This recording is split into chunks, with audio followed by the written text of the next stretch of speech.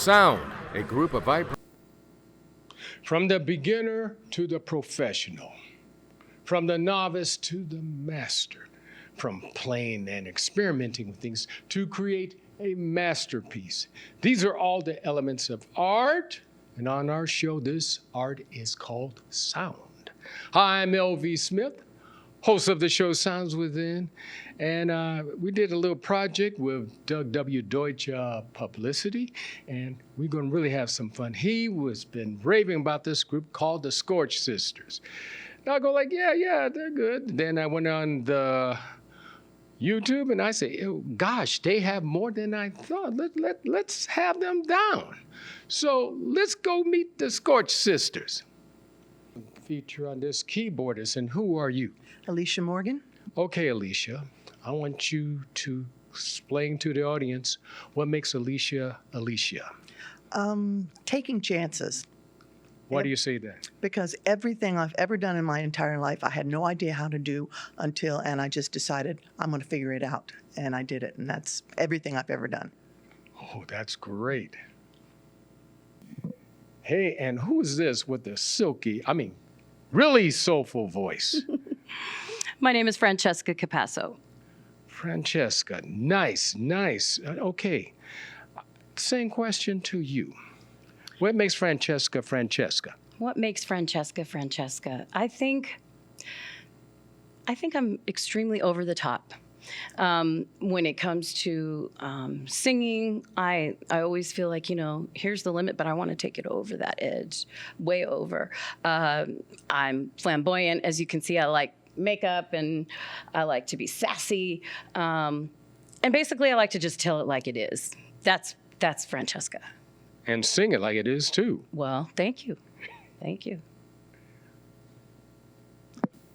And over here, playing like, I don't know where that sound comes from. I got to hear it. As a matter of fact, I got to incorporate that more in my guitar playing because I want to be a guitar player. Who do we have on that guitar? Kimberly Allison. Kimberly Allison. Well, I got some questions more on that guitar playing later, but what makes Kimberly Kimberly? Kimberly's generally pretty quiet, but I would typically say the guitar playing is not quiet at all. It can be over the top, but it can also be soulful and laid back. In other words, it unleashes the genie, huh? Yeah, definitely. This person here on bass needs no introduction because we see her all over the place on so many other shows on Pasadena Media as someone to be a guest, to share knowledge, and then often as a backup musician on bass, and she has some lungs as well. We're talking to who? This is Elizabeth Hangen. We shouldn't even have to ask her that question, but for those who did not watch the shows before, hey, this is Elizabeth right here. Okay, Elizabeth, probably a question you weren't hit too often. What makes Elizabeth Elizabeth? Well, I'm kind of in between Fran and Kim in that I'm the middle person, and I come in and I'm not necessarily the one who's over the top or as quiet. I'm the one who's in the middle, and my thing is I like to kind of move energy around a little bit, not by being overly loud or soft, but just finding that right spot that will kind of help move things along. So you're not so much a look at me type person, but I've been there. Yeah, I'm probably, if I could walk around with a curtain in front of me, that would make me happy as long as I could do what I wanted to do. I don't need to be noticed. But we will know you were there. Yes, you will know I was there. Perfect. Now I got another question for you. You're not going to run away that quick. I want you to dig back in your minds and don't be stymied to do this question. I want you to think way back far as you can. What was the very first sound you ever remember hearing? Probably would be my father's singing voice. Why do you say that? Well, my father was also a musician, and he had a beautiful baritone singing voice, and he used to sing at home all the time. And so I think that was probably the first sound. It was either that or Earl Garner. Earl Garner. Nice. Don't be ashamed, Kimberly. We're good. Okay, same question. I want you to dig back as far as you can in your memory banks and think. What was the very first sound you ever remember hearing? I'm not sure the very first sound, but a very memorable sound from early childhood was a freight train that ran through our backyard. Oh my gosh, you're lucky. I love trains. That's why I tried to take train trips all the time. That's great. Yeah, I used to wave at the conductor in the caboose. Caboose, that's a forgotten thing now. I know, but this was a Those while were the ago. days. All right, Miss Francesca, I love that question. I love to ask that same question. I want you to think back. What was the very first sound you ever remember hearing? Well, I think the very first sound I remember hearing is the cat that used to sleep with me in my bassinet purring. And then I would say musically, it was Aretha Franklin. We'll get to the music later. Okay. But it's that, yeah, it was probably the cat. It would most probably be the cat. Cats work. Yes, I'm a cat lady. There's no problem with that. Yes. Well, you know, they give a lot of love, but they know how to take care of themselves, and I like that. And that's why I love cats. That works. All right, it's your turn, Alicia. I want you to dig back in your memory banks far as you can remember and think back. What was the very first sound you ever remember hearing? My mother's high heels on a wooden floor. That's what I remember. Wow, that's original. I'd like to see the rest of the band beat that one. Okay, it's your turn, Alicia. I want you to think back again. What was the very first sound that motivated you to grab the keyboard? You're going to laugh Why? because it was the Monkees. Wrecking Crew Monkeys. Huh? You know, because I'd heard music, but I didn't grow up in a musical family with instruments, so I didn't relate instruments to making music. But when I saw them on TV and I saw people with their hands on instruments, I said, I got to do that. So, and then later on, I actually got to play with Peter and with Mickey. So, No. lifetime dream come true. Now that's really amazing because they weren't musicians initially. Well, they actually were. They weren't famous musicians, but they all played. Oh yeah, I knew later, but yeah. before, no, they didn't. I found out from record, but then you the real one. Yeah. Okay, Francesca, what was the very first sound that motivated you to literally bring out that voice? I remember when I was 4 years old and I lived in Staten Island, New York. My parents had this big cabinet stereo, you know, that it's just a big old piece of furniture, you probably remember. And so the speakers were in each side. And I remember my mom would have the radio on when she would be cleaning or cooking or whatever. And so I would sit myself down into this big, you know, stereo and just close myself in with the doors. And then I was in my own world. And I think the first time I ever got the chills was when I was sitting there listening to Aretha Franklin. And it blew me away. And I just got the chills, and I always knew that I was going to try to sing like that someday. You don't need a big stereo to catch Aretha. I mean, through a little tiny thing, you will hear that Right. voice come Yes. through. Yes. Wow. Yes. Yeah, that's hard. And was lucky enough to see her before she passed, but it was some years ago. But still, it was wonderful. And I remember I went with Alicia and her husband, and we were on Kimberly. But we met you there. Yeah. We met Kimberly there, and then we had another friend named Terry Brenniger who was there already. But Alicia and I and her husband were driving in their old van, and it broke down right at the bottom of the Greek. Is where she was playing. And we were like, we were trucking up that hill. We can't miss Aretha. We can't miss Aretha. Kimberly was there, and our other friend Terry, who's the singer that we used to work with, was there. And it was like, all our dreams come true, just to sit there and watch somebody that we've, has motivated us all towards, this style of soulful music. So It comes out. Long live Aretha. amen to that. Rest in peace. She ain't resting. She's singing with the angels. Mm-hmm. Yeah. Okay, Kimberly. What was the very first sound that motivated you to grab six strings and let it sing? It was a sort of an eventual process, but I had been listening to like American Top 40. Like this was during the early 80s, and so I was obsessed with the countdown, listening to it every week. And then eventually, because I grew up in Kansas in a very rural area, we moved to a larger town where we got cable and we had MTV. And so that was what really motivated me. I could see all those people playing guitar on TV, and that was exciting. So I got some questions on that, but I'll be back. I may need another show for it too. Okay, Ms. Hagan, Yes.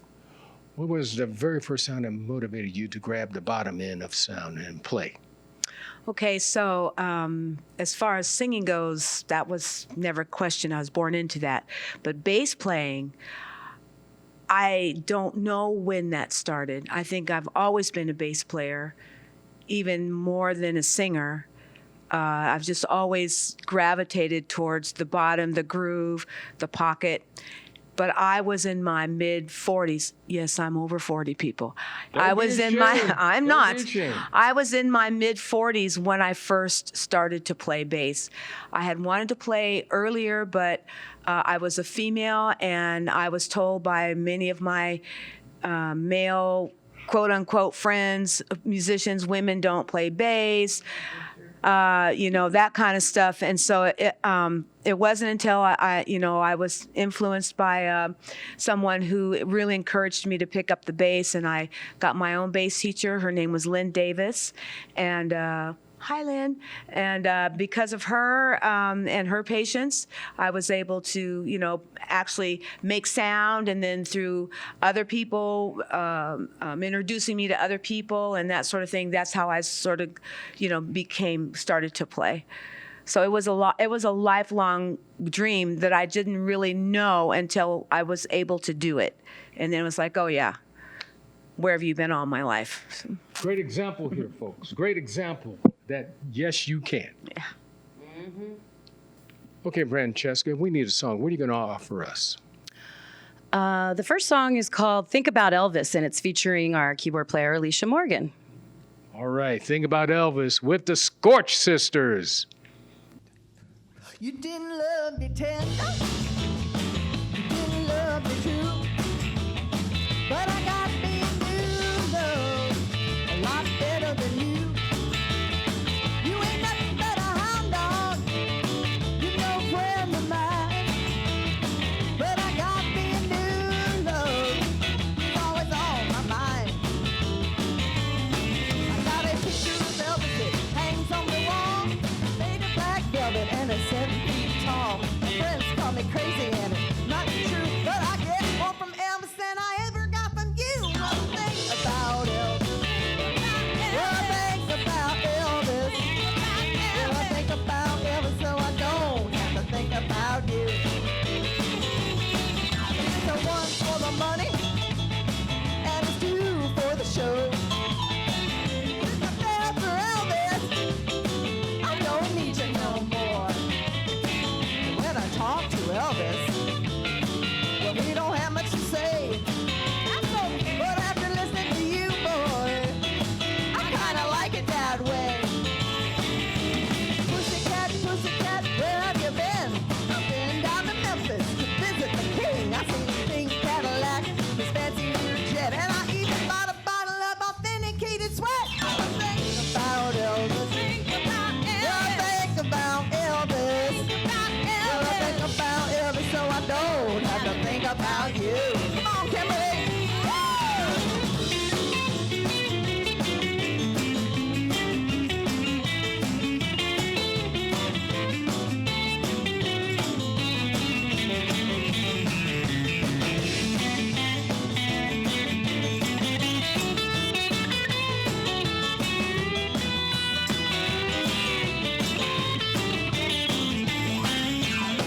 No, people may laugh, but I'm telling you what, a girl could do a whole lot worse than to fall in love with a guy that's got a whole lot of money and don't talk back. I like that in a man. Yeah, I've been to Graceland. I got Elvis buttons and bumper stickers stickers. I got toasters, coasters, and posters. I got coffee cups, calendars, commemorative plates. I even got me a little bitty bottle of Elvis's sweat. Just a little one, because, you know, there's only so much of that to go around. Yeah, I'm in love with Elvis. Talking to you was like talking to a brick wall. At least I know when Elvis doesn't answer me, he's got a real good reason. Well, I think about Elvis. Well, I think about Elvis. I think about Elvis, so I don't have to think about you. Oh, I think about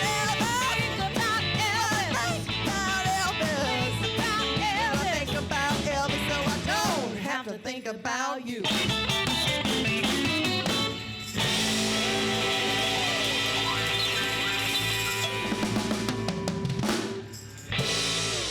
Thank you very much. Hello, we're the group Alice.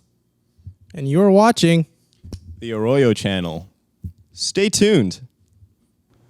Hey, I'm David Hale from Blind Lemon Peel, and you never know what's going on behind the curtains. I'm Bobby Hurricane Spencer. You gotta watch.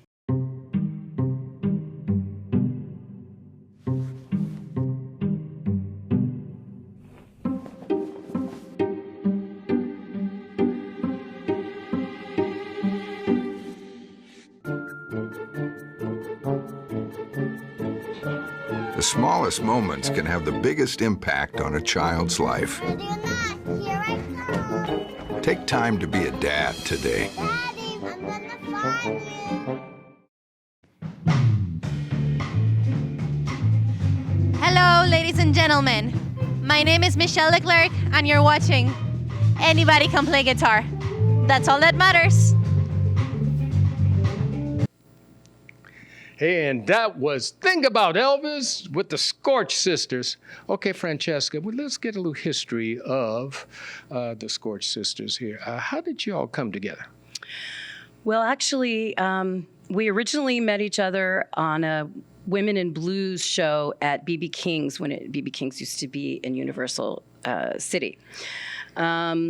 And then from there, well, there was a bunch of women on that show. And then from there were several of the girls that said, hey, why don't we start our own band, like separate, you know? So we did, and we put together like a 10 or 11, 12-piece band almost with like 4 singers. And so we were called Some Like It Hot. And of course, Kimberly on guitar, Alicia Morgan on keyboards and vocals, and myself on vocals. And then so we had a good run with that band, and we played at Cozy's every Wednesday for a long time. And then everybody started going their separate ways. And I was diagnosed with breast cancer. I was singing in Kimberly's band. Alicia was also playing in Kimberly's band. And then, you know, they were there for me through some really hard times. And so a couple of years went by, and I went through breast reconstruction, and I'm here today, thanks to the good Lord, and my great doctors at UCLA. But anyway, so you know, we started thinking we're strong on our own, but we're just dynamic when you put the 3 of us together. And you know, when we have this great rhythm section, like the rhythm section we brought today.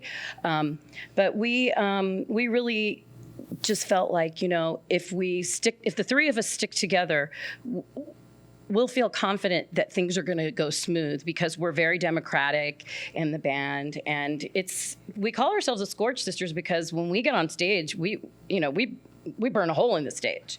And we're sisters because we've been there through Kimberly and I through divorces. You know, Alicia was going through a hard time a couple of years ago, and we just felt like, you know, a family. That's what it's about. And so, you know, we've been in bands with other women and where it was really catty and stuff, and we really don't like that. And we do not want to work with anybody, male or female, who acts like that. That's not cool. So, you know, we knew that the 3 of us together, we could do something really well, and just show the world how hot we really are. Yes, you are definitely hot. Okay, who are some of your mentors?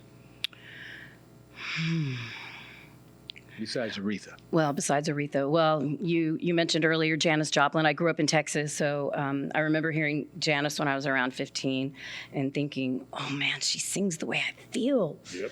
You know, she just, and her whole deal, like in Texas, where the way she grew up was very similar to mine. She didn't really fit in. I didn't really fit in Houston when I was growing up there. So anyway, she actually inspired me to move to California. But I realized that, you know, I've got to leave the dope behind. That's was her downfall, and that's not going to be my downfall. So so definitely Janis, and then Luann Barton and Stevie Ray Vaughan and the Fabulous Thunderbirds. A lot of the Texas artists really influenced Texas. me a lot. Do you collaborate with others? I do. And currently, Alicia, Kimberly, and I are writing. I've written with a lot of different people in the past. I had record deals and was, you know, busy doing co-writing. But we are writing right now, and it feels really good. I'm hungry for some of that writing right now. What are you going to offer us for a song? The next song is called Blues for Barnaby, and this is Kimberly Allison's original instrumental song. Dying to hear that. Blues for Barnaby, featuring Kimberly with the Scorch Sisters. Mm-hmm. 1, 2, 1, 2, 3.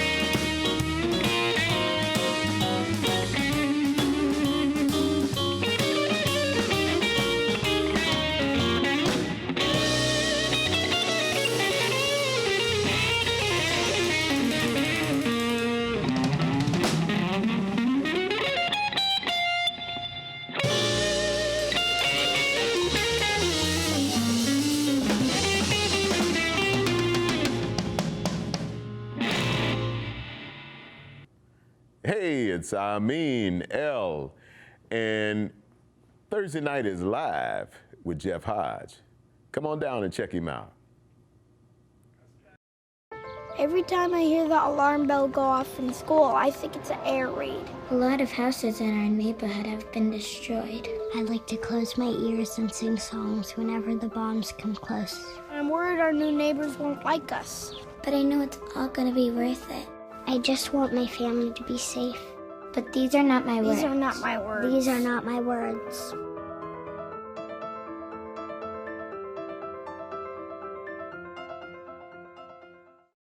Okay. Hello, this is Nice Wonder, the Now Man Show, and I'm here at Politicon with our founding fathers right now. Blues for Barnaby with the Scorch Sisters. Okay, Francesca, to the future Francescas out there who aspire to be like Aretha, what words of wisdom do you have to offer them? Don't be so caught up in trends. I think it's been said before, follow your heart. I think it's a matter of plugging into your own creative force and finding your own originality. And that's what I do. I mean, I have people who have influenced me, but I'd like to think that, even though people compare me to others, which is always, I take it very, graciously, I'm very happy. But I'd like to think that collectively, all of my influences have made me who I am. And so I think it's important to really focus on your individuality and really plug into your creative force. And that doesn't necessarily mean music. I mean, there's so many creative things to do with your life. And so this goes to non-musicians and singers as well. Just plug into that creative force. In other words, self-acceptance? Of course. I think you find out a lot about yourself, especially through songwriting. So that's always a good thing to do. I've always found it to be very therapeutic. I've written several songs where pretty much it's just coming right from my heart. It's honesty. I think that's why I gravitate towards the blues, and I think that's also something for others to think about is just be honest with yourself. Don't try to be somebody else. Don't forget about all the trends. Do what makes you you. Do you. Amen to that. Okay, now, Alicia, there's your camera, your fame and fortune there. What words of wisdom do you have for the future Alicias of the keyboards? Listen to your own self when it comes to what you want to do in life. Don't let anybody tell you that you have to do this or you can't do that. Do what you want to do. Great. Moving on, and don't be a stranger. Okay, Miss Kimberly, who really is an inspiration to many, but what words of wisdom do you have for the future Kimberlys who really want to make a statement on guitar? First of all, don't let anybody set limitations for you, especially yourself. I think, especially being a female guitar player coming up in an era where that was not the norm, it's becoming a little more typical now. But, I mean, I had a lot of people tell me, hey, you can't do that. So if anybody's telling you that, don't listen to them. Amen to that. We're starting to throw away the term female guitar player and just say guitar player. Yes, I've had lots of people tell me you play really well for a girl, and I don't really hear that so much anymore. We're on our way. Okay, Ms. Hagan. Yes. What words of wisdom do you have now? You truly have motivated me to really grab my bass and stop being the safe zone and go higher. What words of wisdom do you have for the future Ms. Hagans out there? Well, everything they said, of course. And the other thing is that learn to respect and learn from things and people that came before you, because there's a lot of wisdom there. And sometimes the tendency is to treat things that happened in the past as if they don't matter. But because we're human beings, the past tends to repeat itself. So if you have if you've been paying attention to what's come before, then you can see it coming again, whether it's a good thing or a not so good thing. So I just think that's really important to honor your past so that you have a better idea of what may lie ahead for you in the future. Learn from history. How true is that? Okay, Francesca, how can we get in contact with the Scorch Sisters? We have a website, thescorchsisters.com. We're on Instagram, The Scorch Sisters. We're on Facebook, The Scorch Sisters. What else? I think that's it. Twitter, yeah. All social media. All social media. The Scorch Sisters. Great. Well, you got to come back again. I mean, this was just way too short, and I don't care if we went over. I got to have you all back. Please come back. Of course, we'd love to. Thank you so much for having us, Elvis. Indeed. Okay, folks, this is Elvis Smith, host of the show Sounds Within. And what are you going to take us out with? The next song is called Tex-Mex Mama, and it's one of my original songs. Tex-Mex Mama, featuring the Scorch Sisters. We'll see you again, folks. Peace.